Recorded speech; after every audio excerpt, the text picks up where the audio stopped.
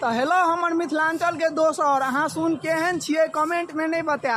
अब अहाँ अगर स्टूडेंट छिए तो वीडियो अहाँ के लेल छै, स्टूडेंट छिए तो सह कमेंट में बतायब कि हम स्टूडेंट छिए। ओइ वीडियो में हम अहाँ सुन के बतावे वाला छी, अगर अहाँ पटना में छिए अहाँ के कोचिंग नहीं मिले तो चलू आइ हम अहाँ के कोचिंग देखाब कि कोचिंग कत छै।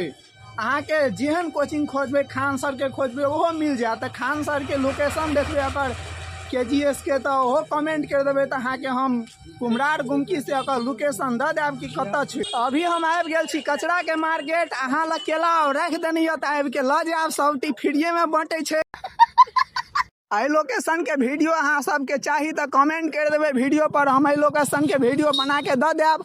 अहाँ ओहो कमेंट में लिख देवे कि कोई का लोकेशन छिए ई। ओए का फुल वीडियो हम नहीं देखावे वाला छी। अहाँ सुन के केला कि हम जा रहल छी अभी दोसर जगह के लोकेशन देखबे ले कि हम आबि गेल छी अभी बाजार समिति। आ पीछा में बाजार समिति के गेट छले तो अहाँ सुन के नहीं देखेलू तो देखे के ये तो अगला वीडियो में हम देखा देब।